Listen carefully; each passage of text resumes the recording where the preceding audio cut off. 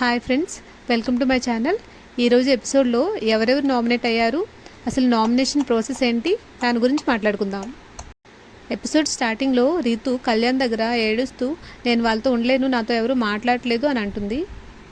అప్పుడు తనూజ వచ్చి హక్ చేసుకుని నువ్వు ఎవరికైనా సపోర్ట్ చేయాలనుకుంటే సపోర్ట్ చేయి, కానీ ఆడియన్స్ దగ్గర బ్యాడ్ అవ్వద్దు, మనం ఇక్కడికి వచ్చిన పర్పస్ ఏంటి అది మర్చిపోవద్దు అని చెప్పి చాలా విషయాలు చెప్పి మోటివేట్ చేస్తుంది.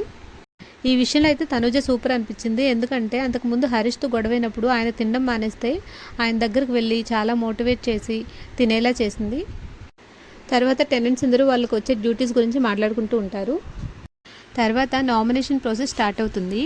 ఫస్ట్ టెనెంట్స్ 5 మెంబర్స్ని నామినేట్ చేయాలి. అందులో కంపల్సరీగా ఒక టెనెంట్ అయి ఉండాలి. రిమైనింగ్ 4 మెంబర్స్ టెనెంట్స్ అయినా అవ్వచ్చు, ఓనర్స్ అయినా అవ్వచ్చు అని బిగ్ బాస్ చెప్తాడు.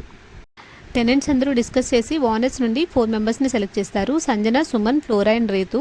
సంజన ఏంటంటే కెప్టెన్ అయిన తర్వాత కొంచెం బిహేవియర్ చేంజ్ అయిందని చెప్పి సుమన్ ఒక స్టాండ్ తీసుకుంటే దాని మీద నిలబడ్డు, ఎవరైనా ఏదైనా చెప్తే అటే వింటాడు అని చెప్పి. అండ్ ఫ్లోరా అయితే చిన్న చిన్న విషయాలకు పెద్ద పెద్ద ఇష్యూస్ చేస్తుంది. అండ్ రీతు మన క్యాప్టెన్సీ టాస్క్లో ఫేవరెటిజం చూపించింది అని రీజన్స్ చెప్తుంటారు.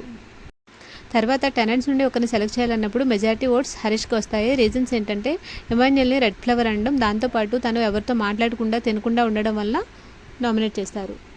ఈ నామినేషన్ ప్రాసెస్లో హరీష్ డిఫెండ్ చేసుకునే విధానం చాలా బాగుంటుంది. పాయింట్స్ అన్ని చాలా కరెక్ట్గా మాట్లాడతాడు. తర్వాత బిగ్ బాస్ ఓనర్స్ అందరినీ పిలిచి టెనెంట్స్ చేసిన నామినేషన్స్లో ఇద్దరిని స్వాప్ చేసుకునే పవర్ ఓనర్స్కి ఇస్తాడు. అదే కాకుండా ఒక ఇద్దరిని నామినేట్ చేయాలి.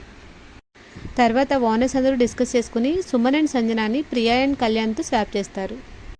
తర్వాత ఇంకో 2 మెంబర్స్ని ఓనర్స్ నుండి రాముని అండ్ టెనెంట్స్ నుండి శ్రీజాని నామినేట్ చేస్తారు.